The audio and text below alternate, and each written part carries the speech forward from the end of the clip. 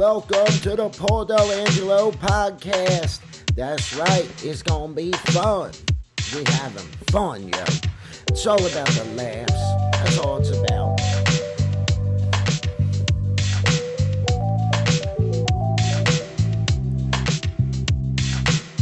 Got a new set of rays, rocking my J's. Got a fresh cut about the strut. Walking the boards, busting a gut. Eating pizza and funnel cake. Skipping lines, I don't wanna wait. Sun's out till we feeling great. Catching rays, getting big. Spreading love state to state. Having fun in the sun. Come on, everyone. Come and have a splash. Got a pocket full of cash. Grab your stash, let's have a bash. Everyone now shake that ass. When I got the sun shining on me, all I see is so funny. Welcome to the Paul Dell'Angelo Podcast, and I got a great little show for you today. Whitney Dineen, former Ford model and author of over 40 books. Whitney is a romance comedy writer, best-selling author. We did a little interview, and I thought it was absolutely awesome. Whitney is not only very funny, but she is also very interesting. She was in the entertainment business as a model for a lot of years, and now a best-selling author. So, without further ado, our little interview with Whitney Dineen. There you go. Hey, it's crazy, right? Do you ever think to yourself, because I know recently I have, I for the longest time, I never really thought about my age. I guess somewhere in the back of my mind, I was always still 29. Now I'm like, I'm my fucking parents' age when I was a kid. First off, it's a miracle I made it to this age. I never thought I would live this long. But do you ever think to yourself, holy shit, to my kids and their friends, my parents, I'm at that age now. I do think that. And unlike you, who's still 29, I'm 33.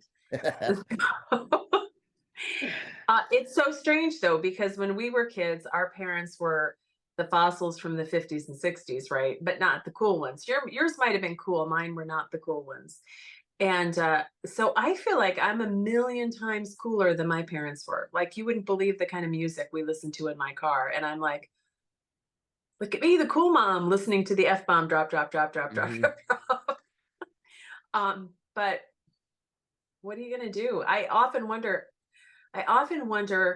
how my kids are going to raise their kids. Do you know what I mean? Because we've had this weird ebb and flow, and we're Gen Xers who, let's face it, we raised ourselves. Yeah. Totally. And even in loving homes, we totally raised ourselves. Our parents checked in every, week. How you doing? Okay, good. I'll see you later. Yep, pretty much. And I'm like the hover mom. How about you? Are you the hover dad? I was a helicopter dad for a long time, especially after me and their mother split up and I became a single dad with full custody. The past few years, I've tried to less hover, but I'll give you an example. But my daughter goes to her friend's house. It's probably 3 blocks away. Now I live in a nice neighborhood, but it is a little bit busy around here. It's small city setting is, I guess, the best way I could put it. Like a block away, there's stores in walking distance. I mean, 8 o'clock last night, she was coming home. I go pick her up, and she's like, "You don't have to pick me up." I'm like, "You're not walking home in the dark. I'm picking you." She's like, "It's 3 blocks away, Dad." I'm like, "Sorry, I'm picking you up." Yeah. Okay. So we're in the same boat, and they're completely thinking we're ridiculous and they've got this and life is good. But when you get to be our age, you've been held up by gunpoint. Yeah. You've had all these bizarre things, like you said, like, how am I still alive? And you think, I'm not going to take the same chances with you that, my parents just were like, oh, she's got this. So we had a guy on our block when I was my kid's age. He was in his like late 50s, say. He looked like superstar Billy Graham, the WWF wrestler. I don't know if you Mhm. remember, he had all like the rubber bands and stuff. This guy had a chicken coop and a pigeon coop in his backyard, and behind that, he grew pot. And He's a like, Renaissance man. yeah, like 6, 7 foot pot plants will be back there. He had a little basketball court on his property, and all the kids in the neighborhood would go there and we would play basketball. And he had this big yard and wiffle ball, and we would go like bike riding with this guy and fishing with this guy. And back then we didn't think twice about it, but now that I'm a parent, I'm like, Right. thank God he wasn't like a fucking pedophile, because That you know of, right? yeah, because they just, oh, you're going over to lose? Okay, see you when you come home. Like, they didn't Not if you come check. home, when you come home. They thought you were for sure coming home. Yeah, I mean, like, the most we would get is a yell down the block, you know, to me and my brother to either come home or dinner was ready. And we would run in, eat dinner, and run back out. So, Polly, I grew up in Chicago, Okay. and I started kindergarten, like, I don't know, 2 months before I turned 5. So I'm 4. My brother is 6. We live 7 blocks from the grade school, and we walked to school without our parents. Wow. I mean, there were crossing guards at, like, on Longwood Drive, like the big streets had crossing guards, but otherwise, and there were these, we would get these notices like, oh, there's a white van in the neighborhood offering kids candy. They would tell us at school, don't take the candy. And if you feel in danger, their houses had these signs in the windows that said they were kid friendly. It never occurred to anybody that someone who wasn't kid friendly could put one of those signs in their Yeah, no window and shit. lure the kids in. But I remember being terrified going to school because my brother would tell me, you stop at this block and you don't start walking until I'm a block ahead of you. Like, I'm 5 years old walking Chicago streets by myself, looking for white vans with a guy offering candy and wondering which house I'm going to run up to save me. I told Wow. my mom before she died, I said, Mom, if I could go back in time to do anything, I would go back to the 70s and I would call Child Protective Services on you because that's crap, man. Oh, that's hilarious. Ugh. What part of Chicago did you grow up in? I was in the South Side, so Beverly. So, you Okay. think South Side and you think projects and you think all kinds of things, but it was this Irish Catholic community sort of nestled in to the South Side. And that was back in the day where you could say this. I don't know if you can say it now. There was the right side of the tracks and the wrong side of the tracks. And there Oh, was like yeah. literally a set of tracks that we were never crossing. Mhm. So now was everybody really close? Like, did you know everybody? Because my family grew up in South Philly. And Okay. like, you know, back then, like even I remember as a kid, them saying, go to the store to go get your grandmother a pack of cigarettes, you know, fucking 7 blocks away. But Right. like people in the neighborhood knew who you were. If they would have saw somebody messing with me, somebody would have ran over. Like they wouldn't Right. have allowed it. Was your neighborhood similar? I'm gonna say, like, on our street and on the blocks, people knew kids because we ran like packs of animals during the summer. I'm sure. They always saw us. They always knew who we were, and so yeah, I think so. We weren't going over to like Western Avenue where all the big things were going on. We kind of stuck into the neighborhoods, and I gotta say, I think that back then people were more involved with other kids, like to reach out. I think today people are like, oh, not my kid, not my problem. I've got to go where I'm going. Do you think And that's so, the case, or do you think people are just afraid oh, for to? sure. For I think sure. it's Like, we've more been, fear. so I'm going to give that, like, yes, I think there's some fear to it. Um, I also think that when you and I grew up, like a dad who sold shoes could raise a whole family, right? Oh, I mean, yeah. uh, if, and a mom stayed home today, I don't care who stays home or whatever. I'm not jumping on that landmine. But today, here we have both parents have to work full time in most houses to make, to make a mortgage payment, the car payments to keep the kids in school. And I think there's just a little less bandwidth. Do you know what I mean? To take on everything. When we were kids, there was generally a parent at home who like took on the parent at home things. And that would be, oh, look at that. The neighbor kid is naked in my front lawn, you know, eating tire treads. Yeah.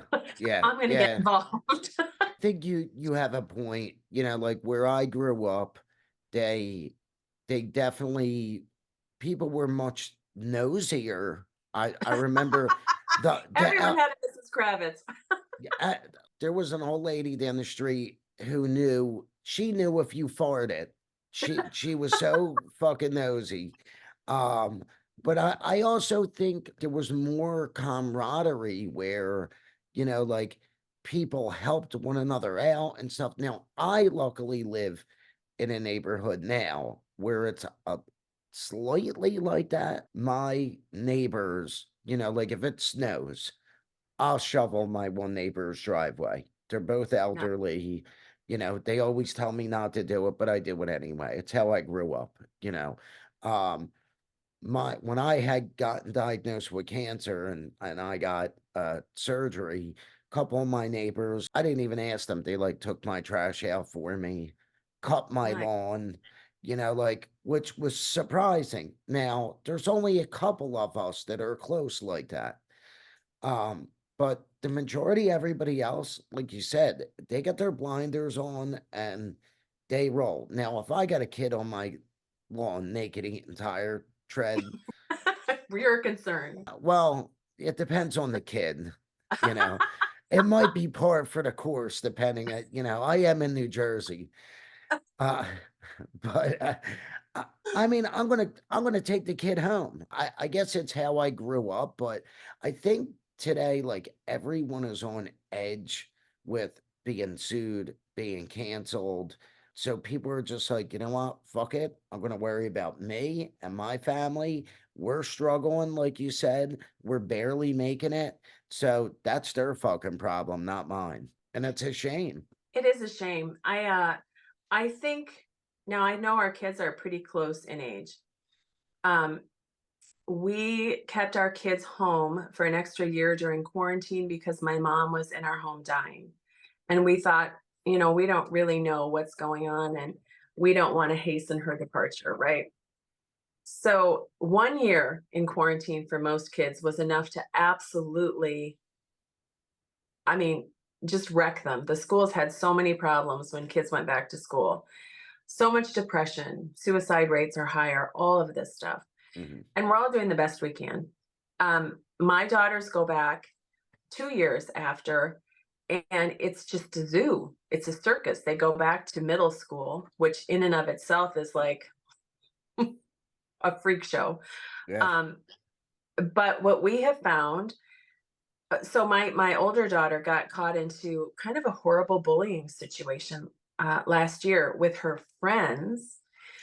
We went to the school and we talked to them. The school called the parents. None of the parents wanted to talk to me. No one wanted to see me. The bullying continued. So I wrote a letter and I asked the school, can I please send this to the parents? Well, none of the parents wanted to receive the letter.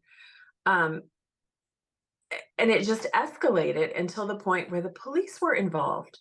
And there was some cyberbullying going on. And these kids were letting my daughter know, hey, guess what your summer's going to look like?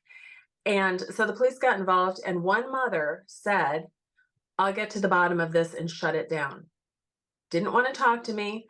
I don't know which mother it was, nothing. And so, I think we have the added, you and I as parents, excitement of raising children who have access to social media mostly, and raising children who have spent 1 or 2 crazy years, unprecedented in our lifetime, that really altered their growth and altered their normal development. And I think a lot of a lot of parents sent their kids back to school after quarantine and were like, you know what, check in with me in a couple years. I'm sick of you. We've seen enough of each other to last a lifetime. I'm checking out, Yeah, it's a shame. I went through the same thing with my daughter. My daughter went after they went back a little while later. She went through a big bullying thing with her friends. It was Friends with so their friends, not their with their mortal friends. enemies. I But know. but there's also different levels of this. But she got so bad and so insecure, I couldn't get her to walk into a store. She would flip out. Dad, I can't go in the store. I can't. July, 100-degree weather, would have a hoodie with the straps. So you literally could see this much of her face. And I was like, what I did was I went right to the fucking kid who was starting it. Literally, right to the kid. I called the father. I said, we got to have a talk with the girls. Mhm. He said, what's going on? I told him. I drove right over to his fucking house. I know the little girl. I've known her for years. I said, yo, what are you doing? Like, you guys are supposed to be friends. Well, I'm just joking and she's being sensitive. Knock it off. I said, that's it. Her father 100% supported me. I said, this goes both ways. I said, all you kids want to joke around, break stones, this, that. But then when it's directed at you, you're ultra sensitive. And Right. that's what was happening. Some of the girls were doing the same thing. It got better, but I think one part of it is that the society that we live in now, we grew up in a different time where, I mean, my teachers, my coaches said stuff that today would be like front page news. Oh, you're in jail, you've lost your Yeah. job, it's over. Like Yeah. these kids don't even know like what it was like growing up when we grew up.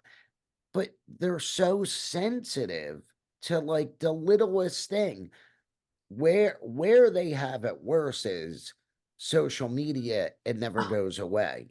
and if you're bullied in the 80s, guess what? You go home, you get into your bedroom, you shut the door, and you've got peace. Yeah, You're bullied today, you go home, you turn on your social media, and it continues. And yeah, I totally get when people say, you can't have social media until you're 27. But for me, I've got two little girls at home during quarantine with a dying grandmother. Their grandfather had recently died. I'm diagnosed with breast cancer. Like, we have a lot of stuff going on. yeah, And their only social is on their telephone. And so I let them have it too soon, sooner than I ever would have. And then I monitored it, but it doesn't matter because they still see, look, when you and I go on social media, do we like wake up and show everyone what we look like with bedhead and, yeah. no, everyone looks their best. Everyone makes the best presentation they can so that they sell to everyone else. Look how great my life is. And your life can't be this great. Or they manufacture. Do you see this where they're like, making posts together with a friend and they're just sitting on their phones, and then all of a sudden they make this post that looks like they're having the dance party of the century, and everybody who's watching that is going, oh my god, I'm not there. They're having so much fun, I'm not having that much fun. It's unrealistic expectations everywhere. It is. And I was telling you yesterday how I have put that video out saying how I met I've met a ton of celebrities and a lot of them don't look the way that they look on TV or magazine. As a matter of fact, True. I'll tell you the story. I told the story about the first time I met Britney Spears, and it was like 5:30 in the morning at the Howard Stern show. And when I met her, I was like, wow, she's not as good looking as I thought. Like it was like the first celebrity that I was like, holy shit, you look Rough. 100% different on Yeah. TV. So I was talking about how I tell my kids, you can't look at social media, you can't look at TV, you can't look at magazines and think that that's going to be your life. First off, on social media, you're seeing a little snippet of Mhm. someone's life. They're purposely showing you this 20-second clip out of a 24-hour day to make it look like it's party time all the time. Right. It's not reality, you know? I can't tell you how many people came at me. I can't believe it. You're bashing women. You're doing that. Blah blah blah blah. Like, and then there's like the other people who have sense, and they're like, "What are you talking about? That what he's telling his kids are like that's smart. Like that's good. Like, but I feel bad for the kids in that way. I when they went through that shit, I got this app that tracks Where everything they they are do. and how long they're on. Yep. And when they would come to me, I would say to them, okay, I'm giving you limits, you know. Uh, Mhm. and then when they would go over the limit and then come to me and complain, I'd be like, oh, did you go over your limit? Why Mhm. are you on social media longer than I told you? Don't complain to me then. So either listen or don't complain. Sorry. Like it's self-inflicted pain. Polly, Learn. have you ever seen this woman who does these she does these videos making fun of celebrities' posts? So you've got some like supermodel who weighs 112 pounds and she's 6 feet tall and she's doing these bending over and, just pimping it in front of the camera.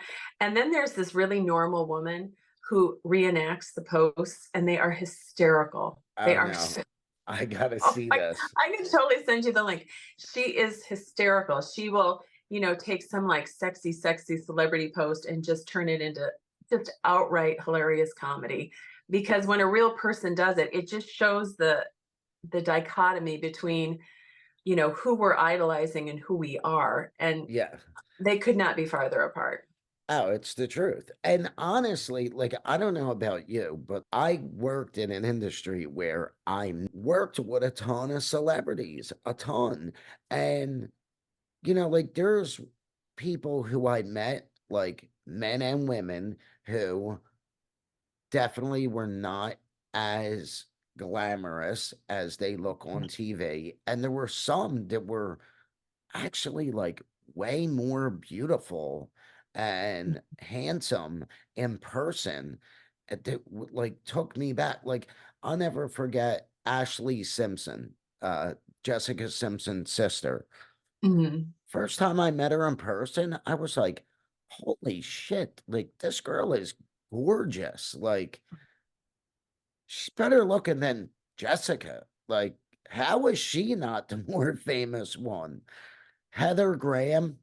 The first time I met Heather Graham in person, I got to be honest, she looks beautiful. They don't do her justice. In Oh, person, wow.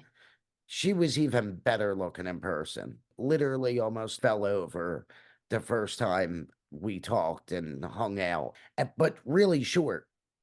She's like my height. How And high that are you? 5'7". Okay. How high are you? Well, You normally say that after somebody smoked a joint, Yes, in but my life, I have met many, many, many, many celebrities. I was a plus size model with the Ford agency for 20 years. I had a celebrity gift basket business, and I just did the business for celebrities because I did it during my modeling time. Um, and I would agree with you. Some are right. just shocking and in a, not a great way. And then others are just like, wow, gorgeous, gorgeous. And the height thing always threw me off too, Yeah. because Everyone is like, bigger than life on TV. and then you meet them in person, and some of them shorter than me, and I'm like, when they say movie magic, they really fucking mean it, So, like, Polly, I'm 6'1". I'm probably 6 feet now, like I'm on the shrink. okay, Um, so for me, and especially being, in the modeling industry, I always wore heels, no big deal. I like didn't see half the people because they like came to here. Like I'm looking out here and there's so little. And what they used to do in Hollywood in the old Western movies and stuff is they built the sets to 7/8 scale so that everyone looked taller, which is Really? crazy. Yeah. I Yeah. didn't know that. I know, like I acted in a couple movies, and I remember some of the directors telling me where they basically would like build almost like a box for like a guy and To say stand on. yeah, it's Bruce Willis and Samuel L. Jackson, and to make them look like the same height. Bruce Willis is standing on a box, and Samuel L. Jackson is. And I'm just throwing names out. I don't know if that was the case with them. So what's funny is you said you're 6'1". Yeah. Did you ever date anybody a lot shorter than you? I didn't, but I do have to say, but I met my husband when I was 20. Okay. So that, and we've been together now for 35 years. So, my dating life wasn't huge. I Okay. was asked out in college by a guy on the basketball team who was 6'6". And he was a nice guy. And we went out once. And I said to him afterwards, he asked me out again. And I'm like, I don't know, Dave, I think you're too tall for me. I'm used to being really tall and you're making me feel a little delicate, something I'd always wanted to feel. Apparently not. But the short guys, the 5'7", 5'8", 5'9", now that's short to me, so I'm not Yeah. calling you names. I know I'm short. That's okay. I mean, they're cocky. They're like, hey, big lady, you want to go out? I had this tiny little window of, I married a guy who is my height exactly, and it's worked out. That's awesome. Okay. So I dated a couple models, and Yeah. one in particular, she was right around 6 foot, like Mhm. 5'11". And she always had to wear her fucking heels when we would go out. And I literally would say to her, Jamie, really? You don't need the heels, but I like the way they look. And I'm like, it looks like me and my midget when we go out. Like, and she'd be like, I don't care. I don't care. And she would have guys come over to her. First off, this woman, she was gorgeous. I can't even tell you that the modeling competitions and shit she won. And we would go out and she would have all these athletes and stuff coming over to her. Hey, and this is my boyfriend. And they like look down at me and if this guy, and yeah, and he's more man than you are. So get out of here. She did not take any shit. I think because of height and stuff like that, she was tough as nails. Were you similar when you were younger? So yes, we're going through this with my 12-year-old who's in 7th grade. And my 14-year-old, she's short, like the women in my husband's family. So she's like just a little over 5'7", 14, Okay. probably done growing.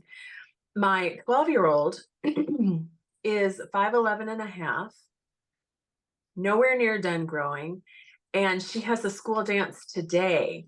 And she bought these huge, chunky Mary Janes to go with them. And my husband's like, I don't know, honey, I don't understand it. I don't think you need the really high heels. And I said, oh, she does. Because when you're zoomed into, you're the tall girl, that's who you are, that's your identity. You come out like, that's my identity. I'm going to show you I'm the tall girl. I'm the tall girl. And I told him it's a power thing. You get stereotyped and look, the tall girls, we're not getting asked out a lot in high school. We're not. It's the armpit sniffers who are getting all the action because, the guys want to feel like big guys and we're not getting any action. So college guys grow up a little bit more, but yeah, you put those heels on and you strut it. And I would be happily going into clubs in New York City when I was 19 and 20 and 6'4". Yeah, And I was good that's at that. Jamie was so like I was never like that. When I was younger, I grew up very heavy. I was the fat kid. Still to this day, my friends I grew up with call me Fat Paulie, Meatball. Like, Oh, I that's had tough. my wrestling coach, I will never forget, was so cruel. Like I would go to get on the scale to weigh in, and he'd be like, "Put a shirt on. You're embarrassing." Yeah. Oh, So, oh, but so when I was younger, I was a little bit more apprehensive about asking a girl out because I was a little more insecure. But when I yeah. got a little bit older, I didn't give a fuck. I was like, I don't care. Like, who cares if I get turned down? So I would ask a woman out, 6 foot, 6'1". I didn't care. Jamie just walked around with this confidence all the time that I guess because of her height and because people, she would tell me, like, I have men that fall at my feet for me. Like, okay, whatever. But, she definitely strutted that confidence with her height and stuff like that and would fight someone in the blink of an eye. Like, wouldn't even think twice. She probably grew up the typical tall girl, feeling completely ostracized and like not fitting in. And we reach an age where we grow into it and we're like, yeah, bet you wish you were tall now. Mhm. Like me at the Dire Straits concert, 1989 or something. Huge rush to get out. Like people were getting trampled and I could see over the crowd. So I knew there was a light at the end of the tunnel, right? But if I didn't, I would have probably died from a panic attack. That's scary, scary stuff. So I don't know. It's rough watching your kids go through it. And I'm guessing Jamie went through it.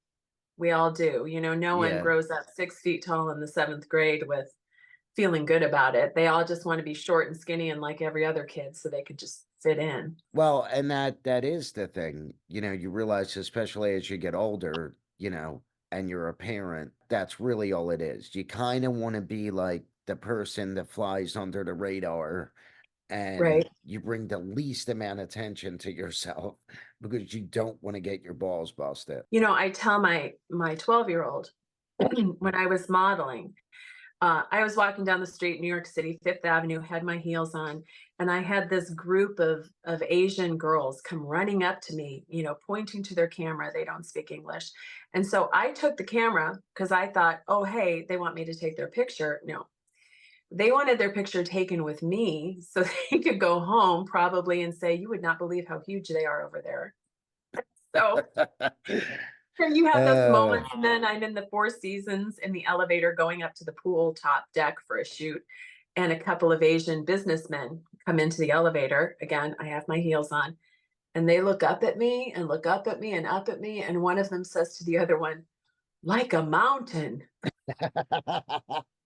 And when you're an adult, you can take some uh, pride in it and feel like, yeah, it's okay to be different. That's yeah. that's cool. I'm coming into my own, but at 12 and at 16 and these are rough ages for kids. It is rough ages for kids. So how long were you a model? 20 years, you said? 20 years. Yeah, I started in Well, college and then I ended when I was pregnant so I had 3 miscarriages leading up to my first daughter. I oh, stopped modeling during, I think, the pregnancy with my daughter that I got to keep. do you have any crazy stories from modeling? I've got a really funny one. Um, they've got some crazy ones, but one of my funniest memories is my agent sent me out on a music video for the Jay Giles band. And my agent was like, very clear, it's a gypsy look. You've got to look like a gypsy, be as gypsy as you gypsy can. I mean, on and on. So Okay. I big 80s haired it. I got a peasant skirt. I might have even worn fringe. God knows. I was so flippin' gypsy. And then I walk into the audition and everybody is in New York City black. Everybody. Like sleek cocktail dresses. And I'm like, I don't think I'm in the right audition. So I get called back. It's my turn. I get called back. And the casting lady says to me, so are you here for the Jay Giles band audition? And I'm like, yeah, I am. My agent was like, dress like a gypsy. And she looked at me so confused. And she said, is he mad at you? Like, oh, I didn't think so until right now. Anyway, I didn't get it. Um, Wow. but okay, I'm going to fast forward to a commercial audition I had years later where it was for a Visa commercial and I was supposed to be giving birth. Now I'm 32. I had my first live birth at 40. Like, I don't know what giving birth is like outside of watching ER. Yeah. So I'm laying back and I'm making so much noise. Like I'm not going for Visa commercial birth. I'm going for like dark alley. Someone's got to come to my head birth. Uh, I knew that I was doing it wrong. I totally knew. And then when I came out of the audition, there are all these people waiting in the waiting room looking at me like, what happened in there? And so I said to them, it's not a Visa commercial audition. It's for Metamucil. That's really funny. It was Uh, horrifying, but I thought, you know what? I'm going to have a laugh on my way out the yeah, door no because shit. I did not get this commercial and I didn't. So my first kid, their mother, she wanted me in with the birth, the whole 9 yards, caught in the cord, and of course, I wanted to be there, and I was a little taken back by the birth. I'm not queasy in any way. I am, it definitely changes things when you see a human come out of there, something that you like revered, and now like You should revere it more, Polly. Come on. What's your a problem? being is coming out. So I'll never forget. We get done, and a buddy of mine who already had 3 kids prepped me before I go in. He goes, dude, whatever she says, don't take it to heart. She don't know what she's talking about. Half of what comes out of her mouth, she ain't even gonna remember. Like, just let it go. So he calls me and he goes, how'd everything go? And I go, dude, it was like sitting front row at a Gallagher concert. I'm like, you didn't want to fucking tell me? I'm like, what the fuck, bro? I'm like, I thought like I felt like punk that watermelons were getting smashed with a fucking with a sledgehammer. I'm like, I was just waiting for like Gallagher to pop out and be like, hello. Like he's like, well, it's not that bad. I'm like, it was eye-opening. I'm like, it wasn't that bad. It was not what I expected, when What did when you expect, Polly? I mean, I'm just curious. What did you think? There would be a zipper and it would just be an easy sort of deal? no, but you know what? She gave, but I don't how long were your births? Were they long? Like 10 minutes. I had That's how C-section. she was. What? That's how she was. See, she was real little. Amanda was she was probably 115 pounds Yeah. when she got pregnant with my daughter. She was probably like maybe 135. She had uh all those issues where like she wasn't gaining enough weight and they were worried. My daughter was born 6 weeks early. She Ooh. was she was a preemie. She was only like 4 pounds 10 ounces when she was born. I think her mother might have pushed once and the baby came like right out. It was like it just happened like so fast and it was like holy shit, like what just happened? So I don't mine were know. C-sections. My first Oh. birth was baby Buddha upside down with her legs apart and her heels dug into my sides. She wasn't going anywhere. Mm. And the doctor said, "You're 40.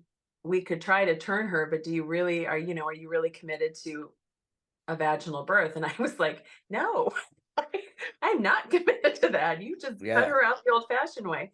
And then I was 42 with my second one, and the doctor was like, "You don't want to do a VBAC, do you? You want to? We'll just do a C-section." And I'm like, "Absolutely. I will get a pedicure the night before. I'll eat a big cheeseburger. Life will be good, and then we'll just cut these babies out." So, I mean, seriously, my births were no big deal. My second one, I had my tubes tied after the birth. And my husband looked a little queasy, and the doctor was like, "Someone prop him up. Is he doing okay?" And he whispers in my ear, it's like the worst barbecue ever. They burn your fallopian tubes and like you smell it. And he was like, oh, Uh, I bad. listen, I get it. Again, I'm not a queasy person. I like, but it's just I don't know. It's hard to explain. There's nothing that can prepare you. There's nothing No. you could see on TV or anybody could tell you that prepares you for that. So our first kid, we didn't. She kept getting false alarms, so I had to keep rushing her to the hospital, and it was a false alarm and a false alarm. So I literally was fixing this lady's staircase that lived up on the second floor, and she calls me and she goes, I think I might be in labor. And I go, you think you're in labor? Like either or you're not. You don't Like know though all the time. so she's like, I think you should get home. I'm like, well, did your water break? And she's like, I don't know. And I'm like, what do you mean you don't know? And I'm like, why don't you call the doctor? And I'm like, this lady is up on the second floor in her house. And She I'm can't like, get I down. can't get down. I have like 6 steps to finish. So she's like, well, hurry up because I think we're going to have to go. I was throwing these steps in so fast. I never built a flight of steps faster than I built this flight of steps. I'm like, and the lady's like, you can go. And I'm like, how the fuck are you going to get out? You got no steps to get out. So we get the steps done. I get home, rush her to the hospital. She's in labor. They come in and the nurse goes, you might be dilated too much to get pain medicine. She looks at Oh, me and she goes, I swear to God, I'll kill you. She goes, you might have to do this natural birth. She's like, oh no, oh no. I did not agree on that. And she was like in a ton of pain. She's like, I swear oh. to God, we're not together anymore after this birth because you had to finish those fucking steps and you got me here late. Luckily, the doctor came in and said, we're okay. She's close to having to be natural, but we'll give her the pain medicine. But the look on her face when she looked at me, it was like like out of a book, Game of Thrones when they were getting ready to like kill the queen.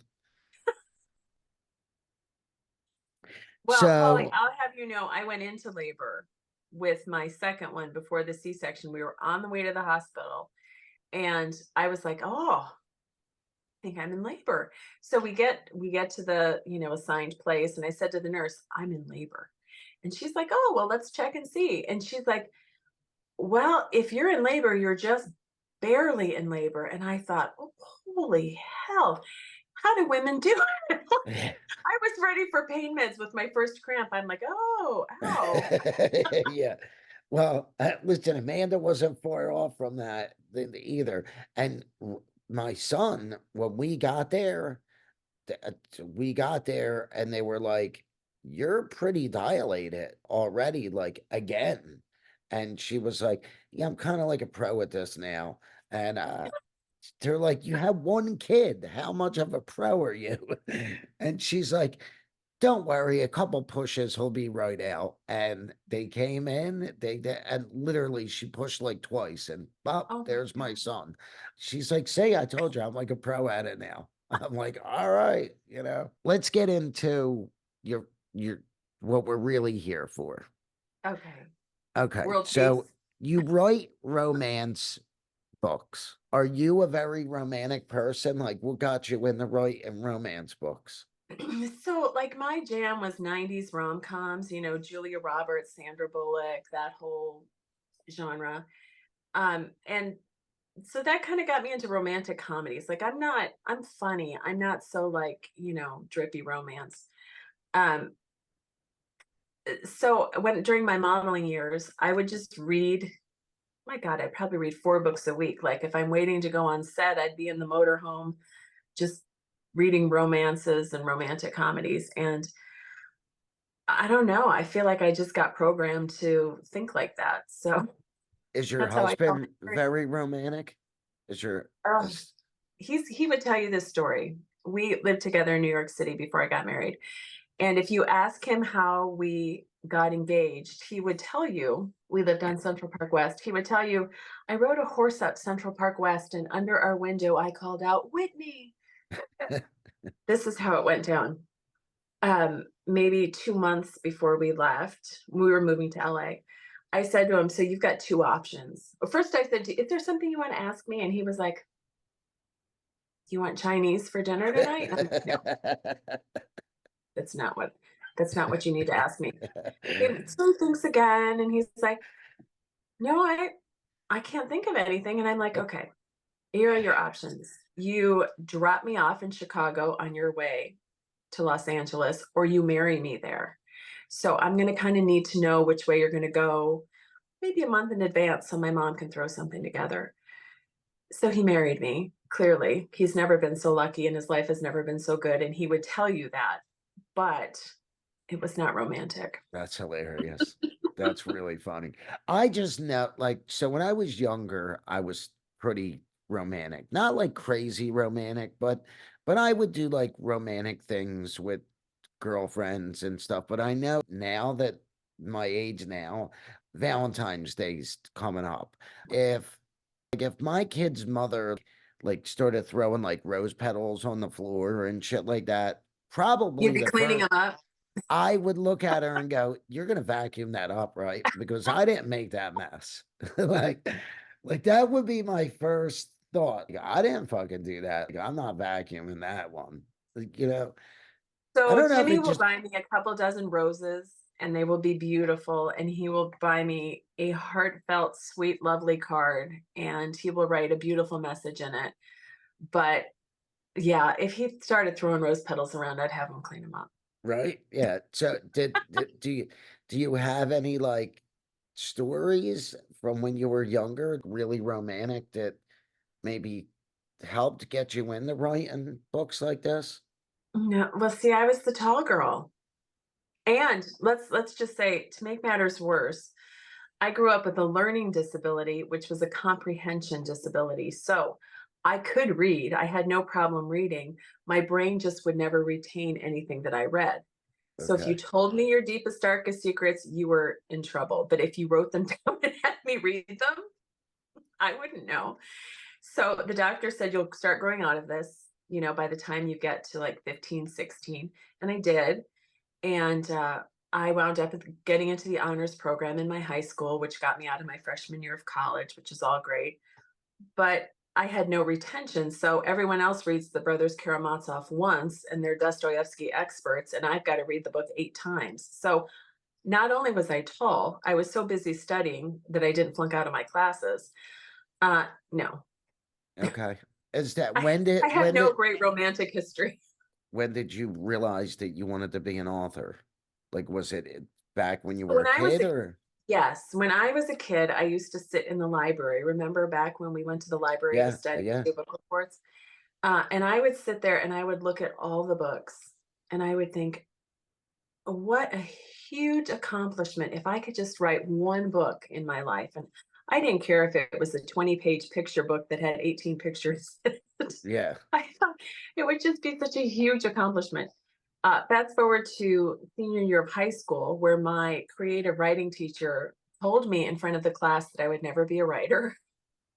That kind of stuff pisses me off. So Yeah. I, uh, uh, I guess I had to prove him wrong. And anyway, so I've always wanted to do it. I never thought I could do it because growing up, I'm thinking I'm stupid because of this comprehension thing.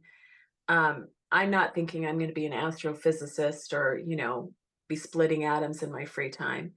And people were like, "Oh, you're such a pretty girl." So I thought, "Oh, well, okay, that's all I have going for me." So enter 20 years of modeling. Um, but writing books, I've always wanted to do it. And I'm crazy in the way that the characters just talk to me and they tell me their story as they go. And, I'm typing away going, "Oh, I didn't see that coming. Oh my gosh." Like I'm as surprised as the reader. It's funny. I was in high school I always wanted to be a writer. Like it was Oh, something that I kind of always gravitated towards too. I was the kid that like when we would have like a report, we'd have to write a story or something like that. Literally in the morning before school, I'd be writing this, report that I had like 3 weeks to do. And now I'm doing it 3 minutes before I get on the bus. And my mother worked for the school district forever. My brother's a biology teacher. My sister is the dean of Trenton State College. My mother retired like 40 years in school. So I'm the only one who that didn't end up working in a school. So she would flip out and be like, "You're not supposed to do your homework like this." And I'd be like, "You watch, I'll get an A." And I'd come home and I'd get an A. And the teachers would always, he can write, he's a good writer. His spelling is horrible, but his writing is well, but there was something that I always gravitated towards with that. And I'm similar in that aspect. If I write a screenplay, I'm writing it and the story kind of just goes where it goes. Like a lot of times I don't know where it's going to go. I don't know right. what a character is going to say or a character is going to do in every scene. And a lot of times I'm just as surprised too. Sometimes I'm like, wow, that's awesome. That's so cool. It just, I don't know. It's weird how it comes out of you. There are the plotters and the pantsers, and I'm a pantser for sure. Like just by the seat of my pants, we're like, and it's fun. I think that, authors are very creative people, and I think that they oftentimes have like an open channel. You know what I mean? Yeah. So we just kind of, we take it in and we're as surprised as the next guy, but it's a lot of fun. It's a great job. It's allowed me to raise my family and be at my kids and be at home, and I love that. Did you write at all when you were a model? Like, did you ever Yeah, get I like, wrote my first book when I was a model, and okay, the story behind that is I've always had big agents, like United Talent Agents Agency took me on to pitch a show to the Food Network because I'm a baker. And the Food Network offered us so much money, but my fancy production company was like, "Oh, well, we need $5,000 more an episode."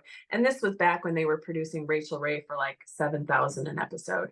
And they offered us something like 100. holy And shit.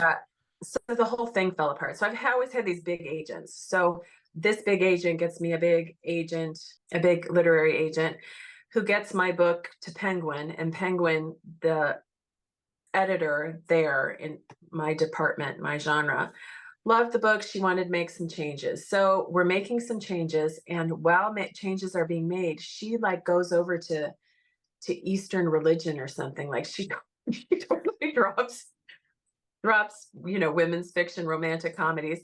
And then the new person came in, was like, I want to pick my own books. I'm not interested. And I thought, oh my God, we've wasted a year on this maybe, yes, no.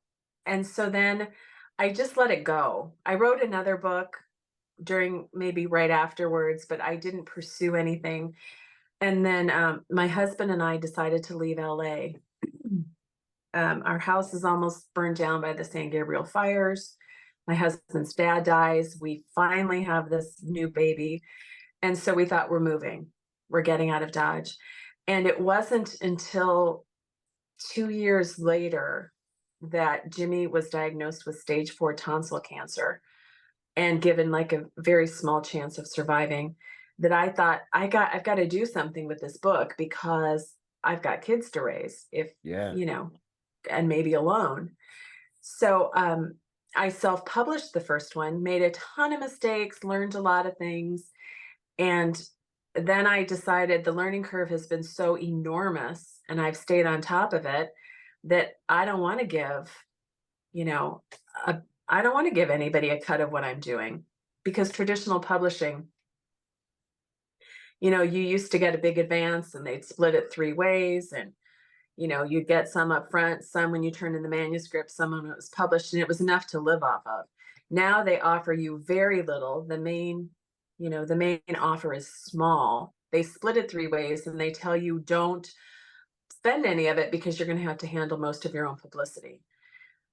So So, you're basically self-publishing anyway. so I am. That's why I chose to stay No, self-published. I'm saying even Oh, when you right, it's almost similar that you're right. doing your own advertising. You're like that's the whole point of signing with a publishing company is they have the advertising power to help push your book out, and so you're going to take less money and then have to do your own advert. Like I don't blame you. You might as well do it on your own.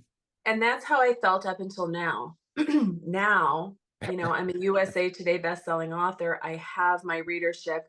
I'd like to expand my readership. And so I definitely would take a traditional deal, but I would never give up self-publishing. I would hybridize. So I have a foot in each, Yeah. in each field because it just changes so quickly. It's not what it was. It's not what we all dreamed of it would be. I have a friend in the business who just had a book go to auction, and she has a 7-figure advance. So that's huge, Wow. but that happens seriously 1 in a million. That is not the norm.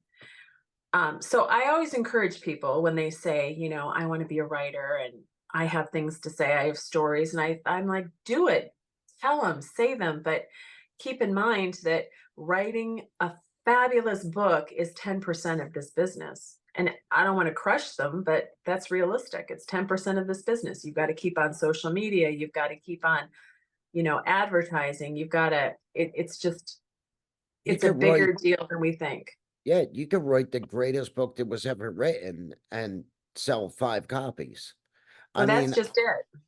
I wrote a book years ago and I self-published it on Amazon, and Mhm. then I realized what I was getting myself into, and I was like, fuck this. I don't have time to do all this shit to sell Mhm. the book. And honestly, like I kind of wanted like to just learn how to do it and know that okay, if I ever get to a point to where I want to write like a real not saying it wasn't a real book, but like a story I wrote or something, like I kind of know some of the steps to do it now. Mhm. So it wasn't that big of a deal, but like, this is daunting to even think about, you know. I want to ask you something else real quick, and this I'll probably cut out of this. So you had a deal with the Food Network. Do you still have any connections with that? No, we didn't. We had an offer. So Okay. we had an offer with the Food Network. And shortly after this offer, and my production company was a British production company, just come over. They were doing big shows on ABC and stuff. And I think they were a little disappointed by how little cable television, or do we even call it cable anymore, but like Yeah. non networks were offering. And meanwhile, Food Network was like, I can't believe we're offering this much. But it's the show we pitched to them was I Love Lucy meets Monty Python meets the Food Network. So every episode was like a fever dream that I had. Okay. And but funny stuff Yeah. happened. It was celebrity guests, and it's been almost 20 years, I think, since Wow. we met with them. So I mean, it was disappointing that it I didn't have happen. so I got a friend of mine who lives in LA. She Mhm. is like a nutritionist, trainer. We've been friends for 30 years since we were kids. As a matter of fact, so we I met her. One of the first things she said to me was, I used to live with these 2 girls. I had my own condo when I was 18. Mhm. I had 2 girls who lived with me that were lesbian. They were in a relationship, but they weren't always that lesbian, I'll just say, at that age. So there were It wasn't a times done deal. It was just an experiment. there were times that they came over to the dark side and went back. So this was one of their like really good friends. She lived in New York. and she came down, and I picked her up from like the bus station the first day, and drop dead gorgeous. She gets in my car, and like my jaw's on the floor, and I guess she saw that she literally gets changed in my car within like 5 minutes of me meeting her. So she's like, no top on, putting a new top on. I'm like, and she looks at me and she goes, I'm a lesbian. You don't have a chance. So I'm like, all right, well, at least we got that out of the way. And we ended up becoming friends, really close, kind of dated for a few years, a little bit on and off. And She wasn't she committed either then. she is committed. Okay. But she'll even tell you to this day that I'm like the only man that she would to this day consider being in a relationship with, just because we're so close. Like, and I guess because I'm so small, it's like being with a woman anyway. So, but we she had an idea for a cooking show, Mhm. and we kind of like threw it around a little bit, and then I went to culinary school. I was a chef. I worked in the restaurant business for years. So she's like, why don't we do it together? Like, and but she lives in LA now. I'm on the East Coast, and but it kind So of would she just needs work. to hook up with an agency that promotes that kind of thing. Do you know what I Yeah. mean? That, and then they'll find you the producer, and then you'll pitch it to the producer and you'll refine it, and then the producer will make the appointments with networks, and then you pitch to networks. It's actually a pretty good idea. It's called Flavors United, and the idea is you take a recipe, and I would say cook it my way, the way Oh, that I she would, would do it in a different. and then you cook it how you would do it traditionally, and she does it her way.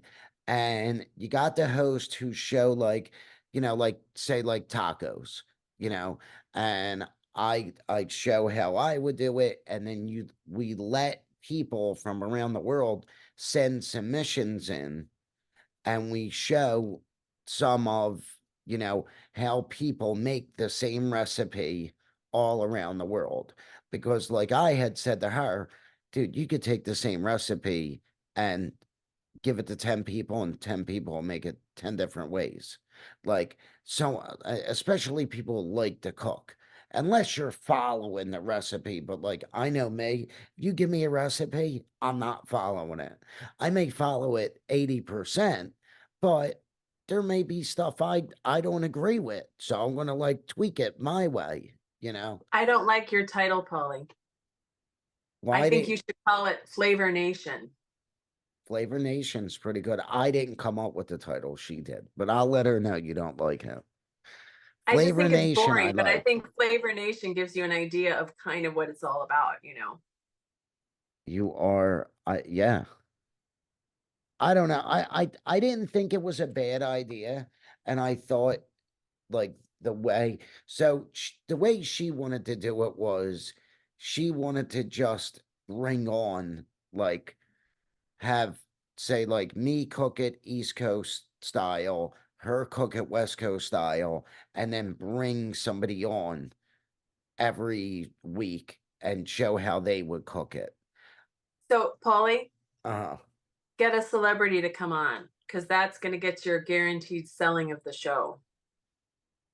yeah, no shit. And so you can have the celebrity bring the recipe and say, my great aunt, whoever, says this is how you make jambalaya, and then this is how I'm going to make it. So then she could do jambalaya West Coast, you can do jambalaya, you have your East Coast flair. But if they bring the recipe and they're on it, unless you're a known personality for doing it, I don't think it's going to happen in this today's day and age. Yeah, well, We were surprised that we were surprised that we got an offer. I told her I think the best way for her to approach it would be to start like a YouTube channel. Oh, for And sure. if she could get a following from people around the world who are making things and sending videos because everyone likes to show how they cook stuff. And So everyone wants to see themselves in on the action too. You know what I mean? It's like absolutely. when you do a Facebook post or an Instagram post, people love to be asked a question because they want to be drawn into it and like, hey, I'm part of this. You know, look at Yep. me having a conversation here. So I don't know. You have a little more skin in the game. Yep. Yeah, I think you're right. All right. So I'm going to get back to your books here. Thank you for taking a minute Oh, and sure, let sure, me sure. ask you a couple questions about that. Was she literally, when we got off the phone yesterday, was texting me and was like, "So you gonna help me with this or not?" And I'm like, "Not right this second." I'm like, "But It's uh, coming. I'm like, I might be able to help you a little bit." I figured if all I gotta really do was throw a camera up while I'm cooking and send her the video, like I don't care.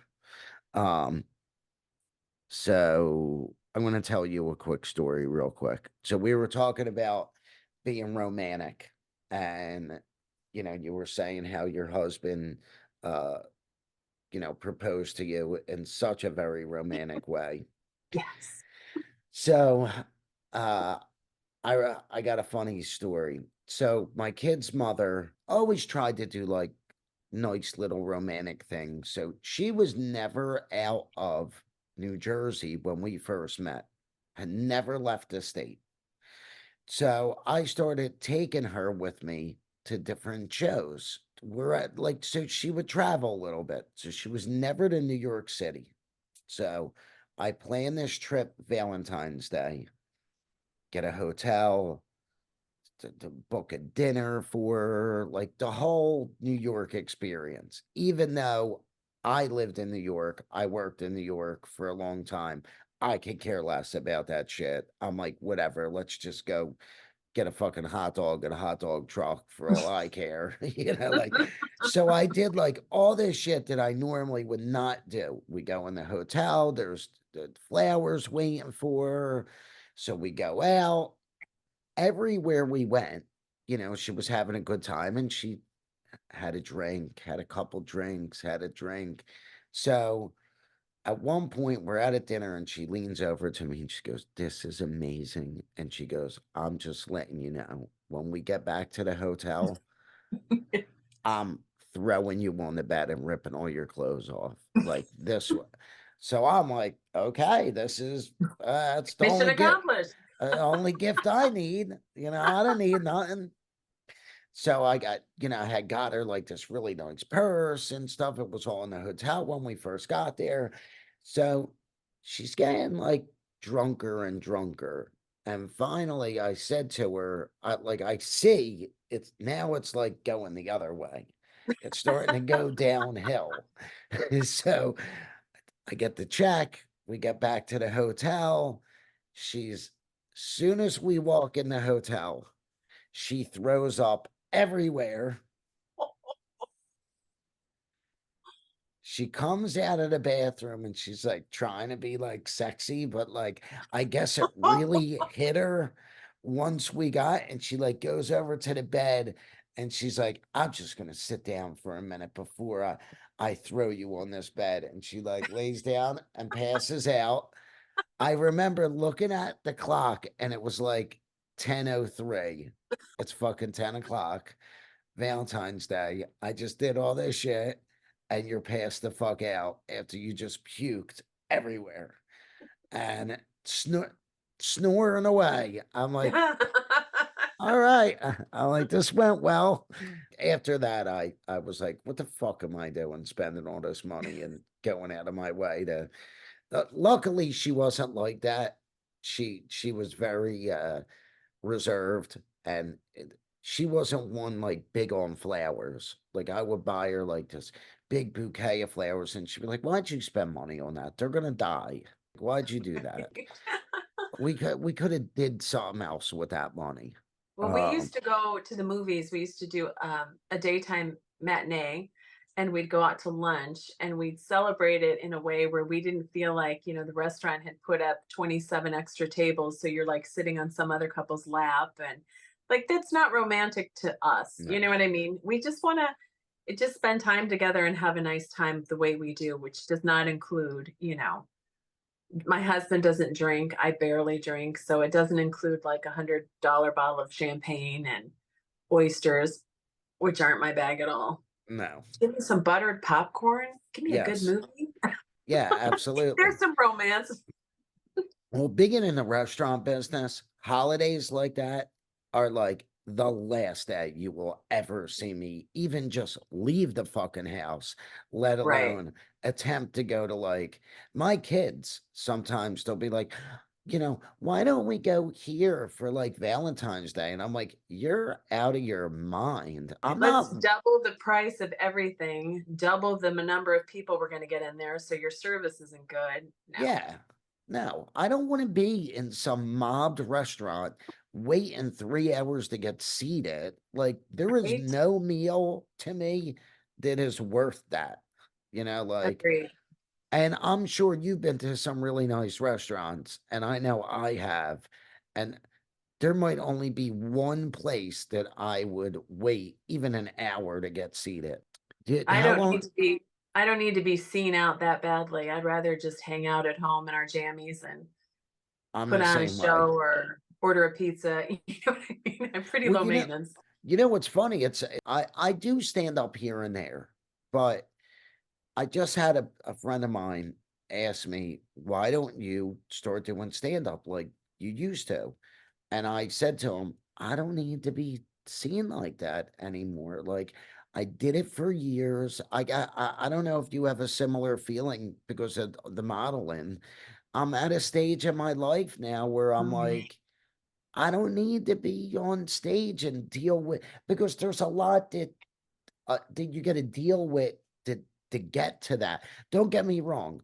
There is nothing better than having a crowd laughing and knowing when I got done that I made somebody's night, you know, and I changed maybe like their attitude that they might have had a bad day and now they had a good day. But all the bullshit that comes along with it is like taxing. Polly, I'm gray. I've gone gray.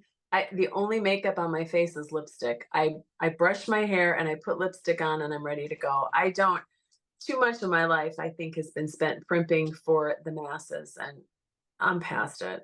Yeah, yeah, I get it. So since, you know, you've become an author and you are a best-selling USA Today author, how does that feel like when you achieve to something like that?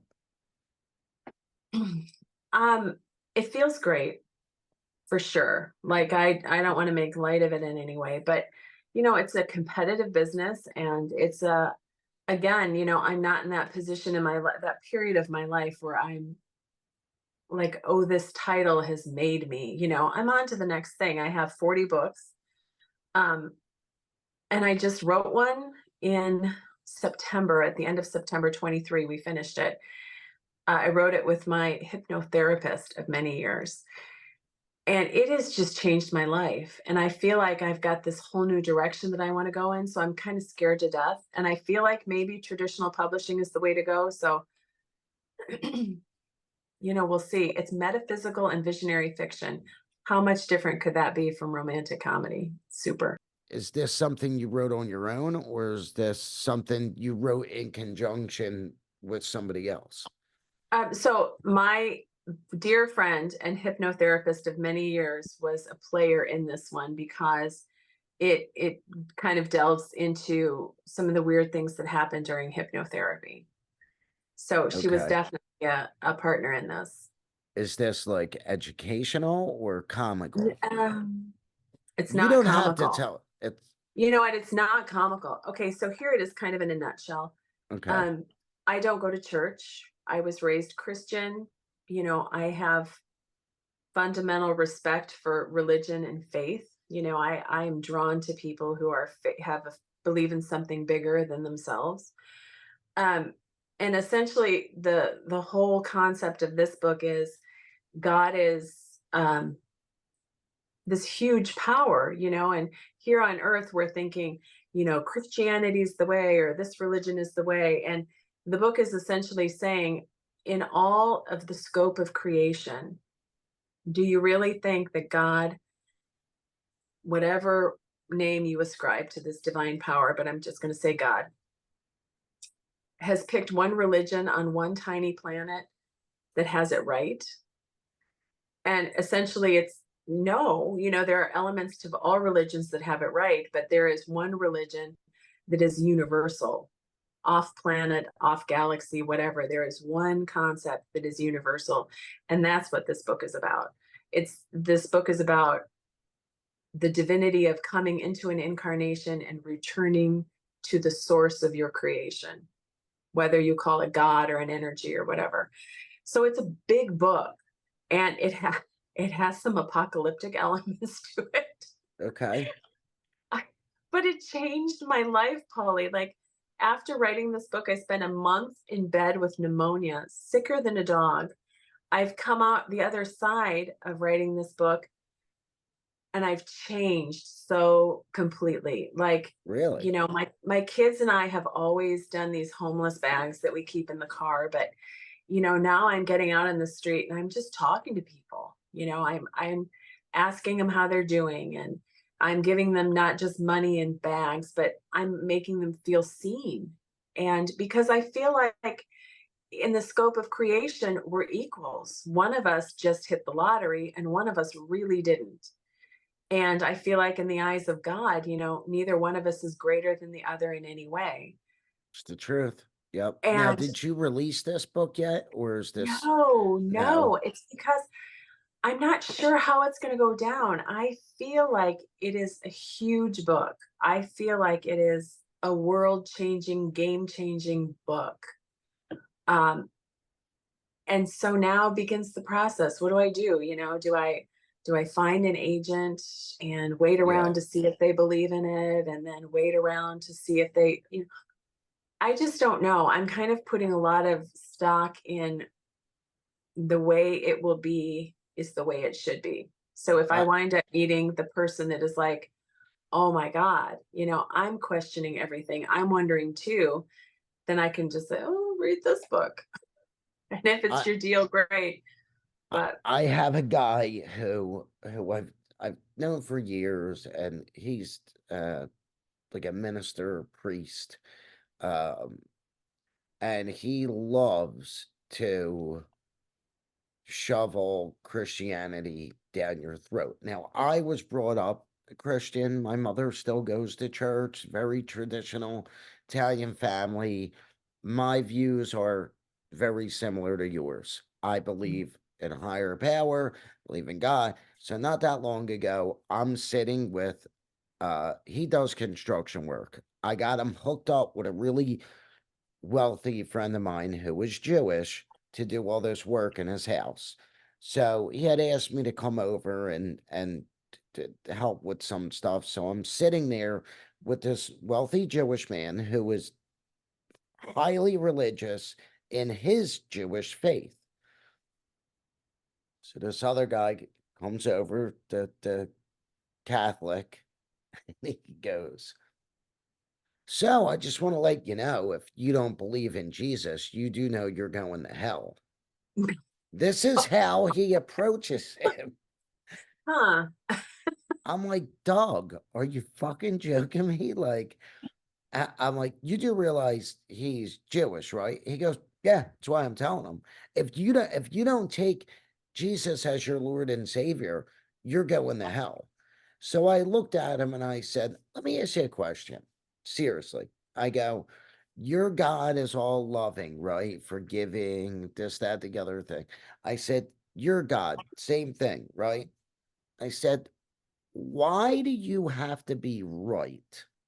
Why do you feel the need that your faith is right? Because guess what? You have no idea if you're right or not. You ain't going to know until you die. This is why for thousands and thousands of years, people fight over religion because nobody knows 100% the truth. But we all know, or at least we hope, that there's a higher power. So why can't you just say, you know what? You believe in a higher power, you live your life righteous, you don't kill anyone, you don't rob anyone, you help, when it's needed. I may not believe 100% in your religion, but I think it's good the way you live your life and that you have faith. Why do you gotta be? How do you know Jesus was, like, and So, Polly, I think truthfully, um, we live within a program on earth. Like, we're born into this, and this is what you want, and this is what you get, and this is what you think, and everything keeps us within this ceiling. And I think it's our comfort zone. Oh, does it fit into my idea of what it's all about? The truth is out here, and the truth is scary to people because the truth makes them question everything that they do. Well, wow, I was raised to believe everything within this bubble. And if you're telling me the truth is out here, it's too big. I can't do it. I have to work my job so I can pay my bills and raise my kids and go to Disneyland once a year and go to the movies once a month and eat out once a week. And these are the things in my bubble that make me feel safe and secure. But if you go shooting truth out to me that doesn't fit in that, I can't handle it. Also, living in a bubble as we do, we're pretty easy to control, aren't we? yeah, yeah, And if bigger concepts, like we hear all the time that there are books of the Bible that never made it into the Bible because they didn't fit the political constructs of the time. And so, wow, where are all these books of the Bible that, uplift women who have a different philosophy that tell more of the story, if the Bible is the book that you ascribe my to? daughter's middle name is Juna. I Mhm. named her that because that was a woman apostle who was taken out of the Bible, Mhm. and that when I had found that and read about that, I thought it was a pretty cool name. And originally that was going to be her first name, but her mother wanted her to be named Annabella, so her middle name is Juno.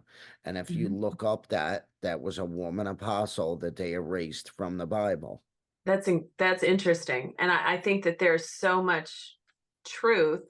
Like like I said to you before, I have a lot of heart for people who have faith, whether your faith is Christianity or Judaism or Buddhism or whatever your faith is. You believe in something I bigger could than care you. less what your faith is. Like Right. it's You're acknowledging that humans aren't the end all to die for, that there's a bigger good out there. Um, but back to us being easier to control, the church, whether it's the Catholic Church, whatever church, has been controlling people by saying, this is the book you're allowed to read. We're not going to bother you. We're not going to bog you down with the rest of the story because that's not important. We decided 1,000 years ago. Okay. But every book that was written by a human. So it came through a human's perception of the time, the government of the time, the belief yes. structure of the time, when when the books were written thousands of years ago, 2,000 years ago, whatever.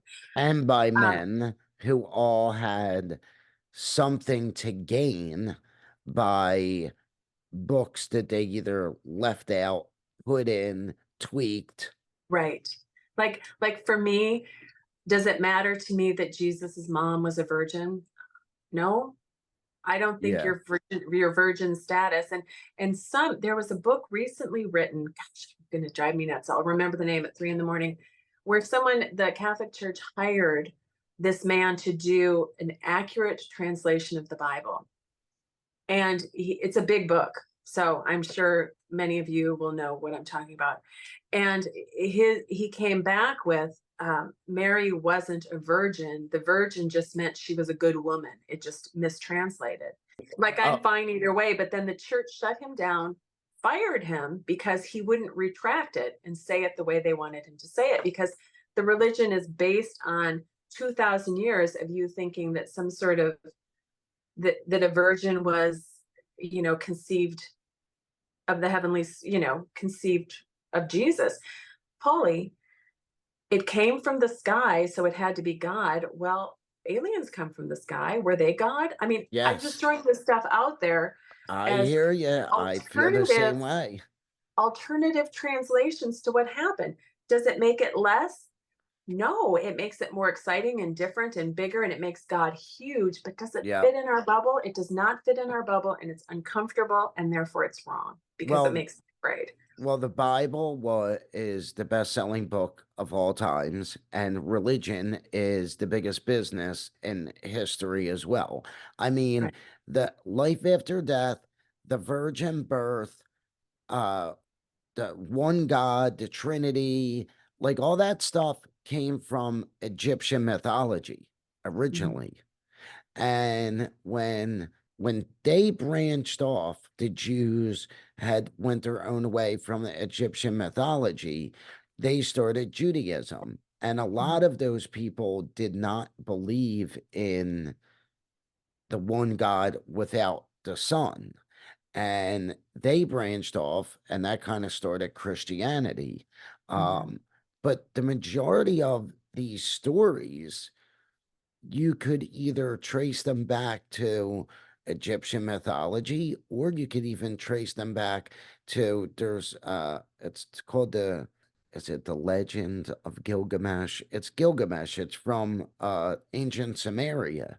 And a Mhm. lot of the stories come from there too. So, like that's why a lot of it I take with a grain of salt, because I think a lot of it has been changed over time for different people's benefits, and I have a hard time Polly, putting a what lot. happened to people who died before Jesus became their Lord and Savior? Did everybody in eternity go to hell before Jesus was born and saved them? Now, I'm not making light of Jesus in any way. Jesus Yes. shows up at my door. I'm making my best pie. We're sitting down. We're Yep. like, same thing. Buddha shows up at my door. Gandhi, everyone resurrects and comes to my house for pie. I'm going to treat you with respect and love, and I'm going to want to hear what you have to say from your mouth, not from the translations of thousands of people before you who said you Yeah. said that. Because God, in my eyes, God is the biggest, brightest, powerful light, and judgment is dark. And my God doesn't judge because darkness can't survive in light. Do you know what I mean? Yeah. So all of these things that we do in God's name, I think that according to the Bible, that's taking the Lord's name in vain to say, oh, but God says it like this and this and this. Well, you know what? You know who can tell me? God can tell me, because I'm going to live a good life, and I'm going to love people, and I'm going to respect people, and Yep. I'm going to try to make this world a better place. And to me, all of that honors the God light. Yep. And But no matter for me to what. tell you you're burning in hell if you don't do something, that's dark. Yeah. For me to cast all these judgments, that's darkness. That's not God. Nope. And it doesn't matter what your religion, if you're a Buddhist, a Muslim, a Christian, I could care less. It doesn't Me matter to too. me, and I don't judge you based off of that. And I think it's foolish. I mean, from what I remember from Sunday school, one of the reasons why Jesus went crazy and was flipping tables over and all that stuff was because he was saying that organized religion at that time was bad, and he wanted everyone to just believe and have faith and live righteously and good. And when I walk into a church and it's like all gold and marble, and they're passing around the fucking basket for donations, and these fucking people, they don't really work. I mean, what do they do for a living? They sit on their fucking ass, read the Bible, and then preach it. It's just it's hard for me. And I know a lot of people who were involved in different religions as a kid who were taken advantage of as like, and Yeah. So, I mean, that is a real issue. My husband grew up very Catholic, and he really had a wonderful experience. He credits one priest in particular for just saving his life. that's And awesome. so I feel like there are beautiful people and there are horrendous people in every walk of life, whether it be church or outside of church. Um, and I'm attracted, like I told you before, I'm attracted to people of faith, whatever your faith is, because if it's based in goodness and love, because isn't that it? Isn't that the biggest thing Yeah, that like, we're told, is to love one another? yep. Do unto others as you would have them do unto you. Boy, I wish people who thought they were great Christians practiced that one. I know. I remember as We're a not judgers. It's not our place. I remember as a kid saying to my mother in church, "This doesn't make sense, Mom." So Mhm. God is like all loving, all forgiving, except if you don't listen to him, then you go to hell. Then you burn Right. for Or eternity. except if you're gay, or Yeah. except if you believe something else, or except if, and so my definition of God is not a judgmental entity. It is an Yeah, it makes enormous, zero powerful sense. love. It makes Yep. zero sense. It makes zero When I was sense. in seventh grade, I was going to Bible school, like Wednesdays after school, you went to church and you Yep. had a Bible study and choir practice and whatnot. And the guy who was running it gave us this whole, if you don't accept Jesus into your heart right now, right this minute, and you die on your way home, well, you're going to hell. And I felt such anxiety over that. And I went home and I said to my dad was a lawyer, he was a banker, he was a real estate developer. But before any of that, he went to the seminary. And one semester shy of graduating, he left the seminary because he could not find a place within himself to accept that God was a damning entity that cast anybody into hell. So he left the seminary. So I went to my dad and I said, look, this is what Mr. Reynolds said is going to happen to me. And my dad made a point from that moment on of talking to me and my brother and deprogramming us as we went. He was like, look, when people tell you what religion is all about, they're just telling you what they've been told. Mhm. No one is firsthand there giving you the straight deal. So you get to choose what you believe. You don't have to believe what somebody else tells you. You don't have to trust that they know the truth. The truth is in your heart. The truth, that the divine spark is within you. And therefore, you have a better connection to the truth than somebody who's telling you, well, I was told and they were told, and give you a long list of who told who told who told who. The truth is in here.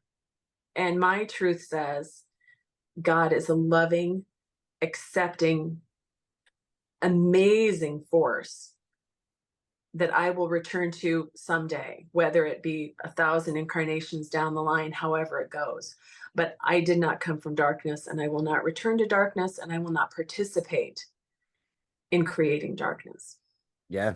Yeah. That's amazing that your father did that with you guys. Like, I mean, I tell my kids very similar stuff. Like, you believe what you want to believe, I if you tell me you want to be, whatever, a Buddhist, like, I'm going to support Let's talk you. about it, right? You I love know, you. I think if you live your life a certain way and you're good and you believe in a higher power, and I think that's enough. Like, I don't think you have to, like, you know, be a Christian or be a Jehovah Witness. Like, and if that's for you, that's great. Like, I know a lot of people. My mother loves going to church. She loves being part of the church. She gives out communion a lot of Sundays, and Mhm. Mom, go at it. like, and we go, we do, when they do like charity events and stuff like that, we always go, we help support, we do different charity things, to help either like the kids or whatever it is. Doesn't mean I got to go to church every Sunday. It doesn't mean that I got to tell my kids if they don't believe in Jesus, they're going to go to hell. No, I really agree with a lot of the stuff that you've been saying when it comes to this. Now, since we went down completely different road, and I only got about 15 minutes before I got to get my kids, why don't we try and touch on something that's a little bit, happier? But so you Sure, don't for know what sure. you're going to do with that book yet that you wrote. You think you Holly, may. I don't know, but I think it's a big book. Like my romantic comedies do fine. It's a living. It's becoming less of a living as, AI is churning out books alarmingly, and but it's a really big book. It's a big concept. It's going to make people uncomfortable. Mhm. The whole idea behind it is simply to question everything you're told that keeps you in here. And the things that keep us in our bubble make us feel safe. So I think it's going to bring up some anger in people, but I think it's going to turn on lights. I think it's what the world needs right now. And so I feel this pressure that it's such a big thing. And I'm just not quite sure how to get it out the way it needs to get out. Just the concept alone, I think a lot of people are going to gravitate towards it and want to read it. I think it's a really big thing right now, and I think the world, a lot of people, It's a are. really big thing. It's a Yeah. really big thing. But fortunately, the being that comes through as like the channel with all this information about religion and the world and what's coming and how we save ourselves from it, um, essentially says that if you are on a side politically, then you are on the wrong side, because God isn't about sides. God has one. So the name of the book is The Celestial Contract, and it's Okay. all about what we sign up for. And we think, oh, well, I signed up for this and I signed up for this, and this is that. All we did was sign up to practice God's one commandment, and that's to love each other, not to judge each other, not to condemn each other, not to. And so the idea of the book is telling people you can't solve the problems. You can't go into the homeless situation and say, well, I can't do anything because I can't solve the problem. You just start sparking light. Every time you walk out of your house and do a good deed, light, light, light, until the point comes where we're all doing it so much that there's so much light that darkness can't live. But the dark forces are real. The dark forces want us to stay inside our bubble. The dark forces want us to fight politically back and forth. You're wrong, you're wrong, you're wrong. The dark forces love this Yeah. because it keeps us from out here. It keeps us from the truth. Keep them small, keep them fighting. There are too Well, and many of us. it's the old card trick, back in the day in New York, like Mhm. sleight of hand, look Yeah, over here and don't see what I'm doing over here. I mean, I've except been it's our saying, governments and the puppet masters above our governments yes, who have created it, who have maintained it. yep. There are too many of us, Polly. If we wake up and we start realizing, I don't live here, I live here. Look at all this. There are too many of us to control. I, And so I, they have to keep control really tight. so one of the good things that happened when I worked up at Stern was in the beginning, he would send me and a couple guys out with recorders and Mhm. interview different reporters and stuff like that because they didn't know who we were. And this was Um, when he was getting a lot of flack from the FCC, and they were trashing him on the news, and he was fighting with something at Redstone. And what I realized was very quickly that the news was bullshit, because I literally had reporters say to me, well, I got to read what's on the teleprompter. And I would say, well, wait a minute. I thought it's like news. If like, listen, What benefits the guy who owns the then station? What benefits his people? What exactly. benefits the pocketbook? And Yes. all of that is meant, stay here, Yep. stay here, do what A- you're told, listen to what we tell you is truth, because out here, we don't want you to see it. And it's a shame because I'm not a Democrat or a Republican. I'm neither. I vote for the best person. I think the whole party system is stupid. By the way, good luck in the coming election. Like, if Like there's nothing else to say to you, it's all BS.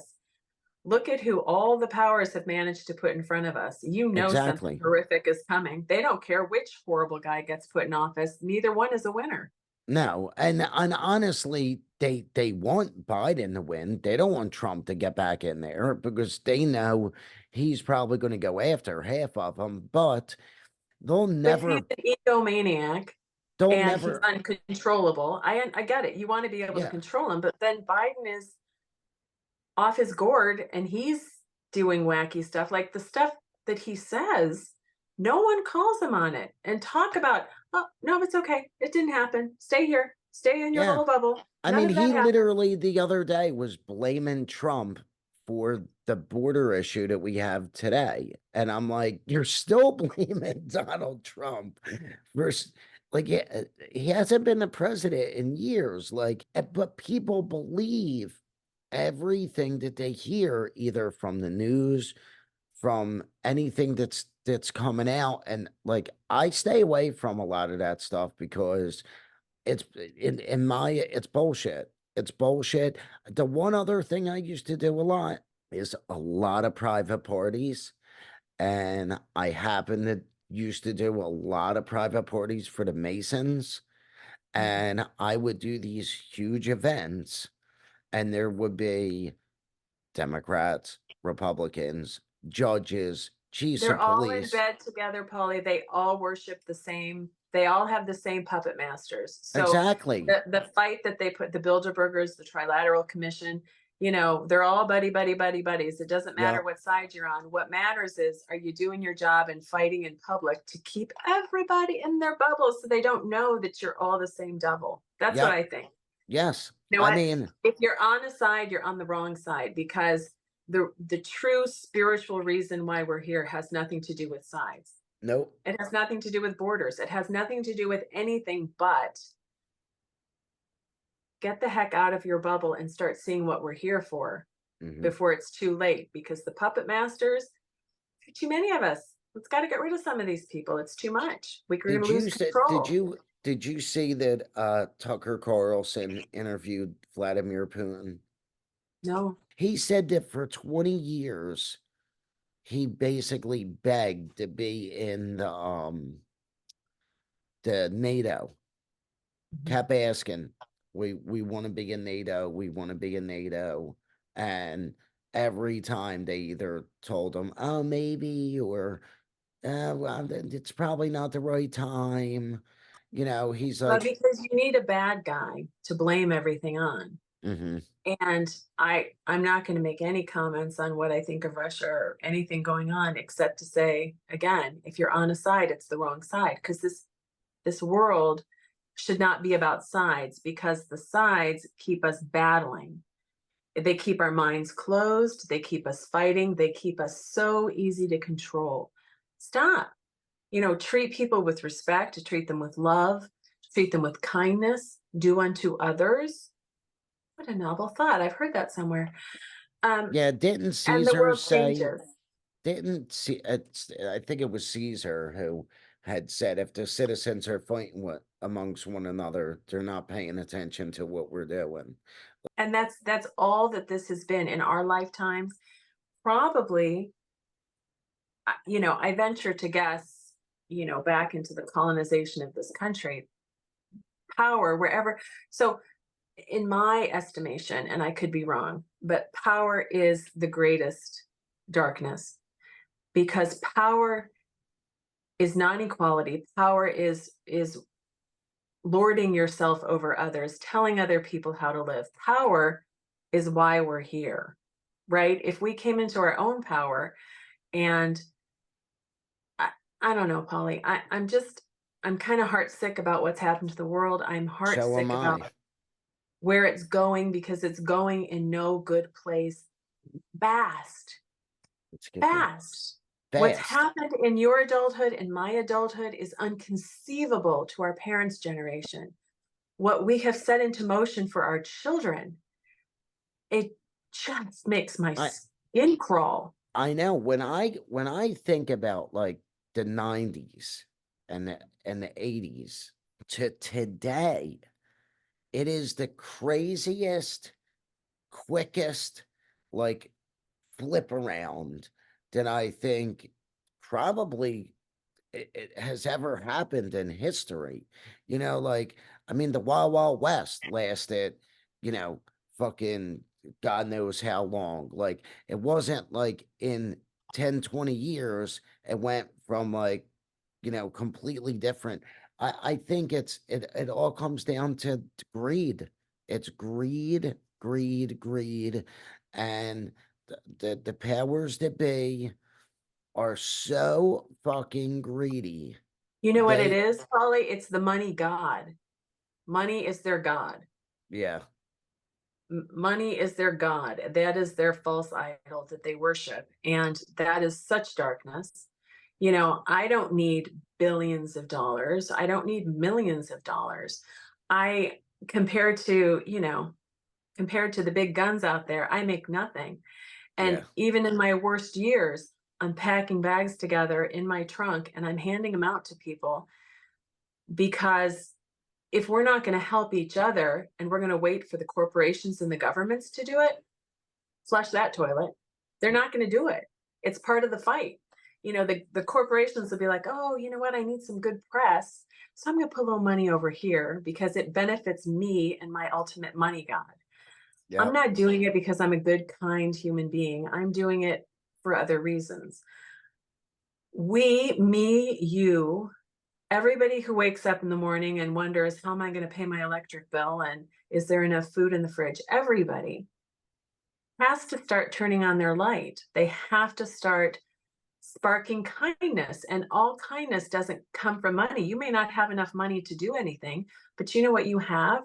You have the ability to see an old lady in the grocery store and ask her if you can help her.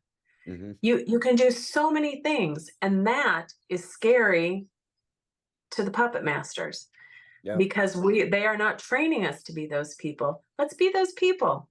Let's do it. Let's practice the big commandment: love one another, do unto others. My favorite would be, that which you do to the least of my people, so do you do unto me. What? Have you ever heard that, Polly? They preach that in church. Practice it, people. Why not?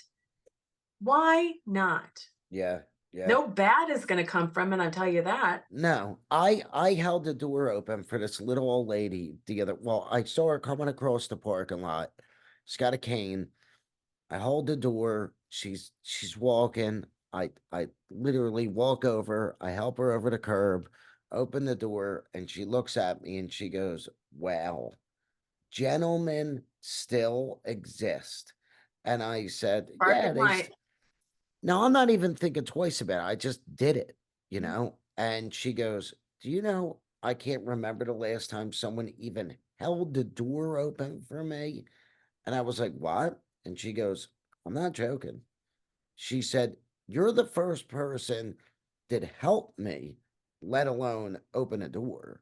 She And said, what if and we're all doing this automatically, right? Like, what if that's our go-to? Our go-to isn't, oh my God, I've got to get to my job, and oh my God, I've got to do this and I've got to do that. What if our go-to is to look up and say, hey, let me help you. Let me do this for you.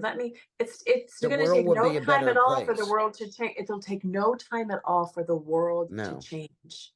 no, And we no. will be harder to control if we refuse to continue to just feed conflict. Yep.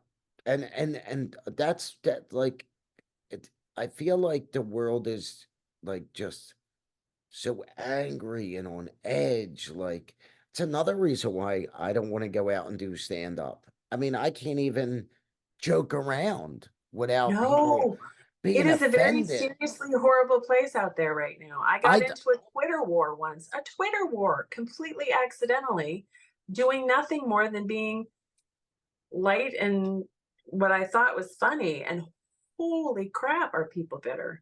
it's crazy. I mean, they're so and the people that are so offended are the first ones to freak out, and most of them are offended over stuff that has nothing to do with them. Like like you'll get like the little old white lady who's freaking out about something racist against like black people. But you're a little old white lady. What do you fucking know what it's like to be black? Like, how could I mean, I get it if someone's being mean or malicious or hurtful. That's different. Now you're calling someone out be, and it's warranted. But joking around, like I wrote We don't joke anymore, Polly. We don't joke anymore. And I, as a writer, am on the receiving end of the lack of humor that people have. Or, you use one word, and honestly, like I don't think I've got a racist bone in my body. I'm pretty like my friend group is hugely diverse, and I think they'd call me out on it if they thought I was being racist. But my gosh, like you said, you get that one person who I will never read you again because you used the word shyster. Well, when I grew up, a shyster wasn't like a religious slur in any way, shape, or form. A shyster was just someone who was going to like try to, get slip over one on in you. on you. Yeah. But we have no, I don't, but that's part of this. So I'm not even mad at those Yeah. people because I feel like all you're doing is being a good soldier and taught to fight your fellow man so that you have no idea what's really happening in the world. It's a Don't pay shame. attention. Fight each It's a other over shame. stupid, consequential things, words. Fight each other over words. I have multiple movies that I wrote in the past couple of years that were absolutely loved by big producers, wanted to produce the movies. One of them, they wanted to do like 75 million dollar budget on the movie. Now, as a writer, I get 3% of whatever the budget is. Mhm. So I'm like, holy shit, like this is gonna change my Right. fucking life. Like I'm finally fucking made it as a screenwriter. Goes through all this rewrites, this, that, the other thing, months of all this work. Come back to me. We don't know if it's the right time because Right. We're society's going to a do a reboot of Pirates of the Caribbean. yeah. We're going to make the same movie 87 times over because no one has the It gonads to like give unbelievable. you a chance. I know. I had another one a couple months ago. Almost same exact thing. This is what the producer said to me. This one was about religion. Mhm. It's funny that we've been talking about this, and he goes, "Do you write anything that's not controversial?" And I go, "Well, yeah, I do." I said, "But like, I'm not." I said, "Like, do you read what I write? Because I'm not racist or doing anything to hurt anyone's feelings, or I'm like, I'm just poking fun at a subject like Monty Python did or fucking Mel Brooks did." Yeah, but everyone's really sensitive nowadays. So, Mhm. you got to be careful. I mean, But I have, Holly, Hollywood is one of the biggest players oh, yeah. to keep us down. Hmm. That is power, dark, money god, dark. That's Hollywood. Hmm. They want to keep us entertained, but they want to keep us enclosed. Very few big ideas come out of Hollywood. No, I mean, I have friends of mine that are writers, screenwriters. They have been, worked in Hollywood for 30 years, and I can't tell you the amount of stuff that they have written and has gotten bought and shelved Bought and purposely shelved. So it's not produced. Let's buy it, make sure it doesn't get made. Yes. Yeah. I mean, I got a buddy of mine who's made a living on that. Literally, Yeah. he's had about 10 or 12 movies that have been bought and shelved, and he has made a living for like 20 years on the deals that these option deals and stuff. That's And just it. Optioning. Sign me up. Option me right and left. you and me both. You and me both. I know Uh, it. all right. Well, look, Miss Whitney Dineen, best-selling author with her new book out, Pity Date, and the Pity series, right? Right. Pity Pact just came out. So Oh, the Pity first two Pat. books are That's it. behind me. This is the third book in the series, and there's That's one right. more to come. Small town, funny, makes you feel good. This dark stuff. Do you feel like you could give advice to people on like romantic things? Like what if like people on social media hit you up and asked your advice on like taking a woman out on a first date or Oh, I totally could, Polly, because I'm a woman. I have daughters. Uh, I have seen how society is going towards I don't know, like we don't date anymore. We're living together because it's cheaper. yeah. I lived with my husband. I'm not bagging on that at all. I'm just saying that, there's like a progression. People are just jumping into long term before they really even know each other well enough to know if they want to be together. So how And would I'm a woman, so I'm full of opinions. I think you'd be surprised how many people hit you up and want Or your mother. advice. What do you, hey, you need some advice on your kids? Let me tell you what I'm doing. It's Yeah, not working. I honestly, I straight up, I think a lot of people would.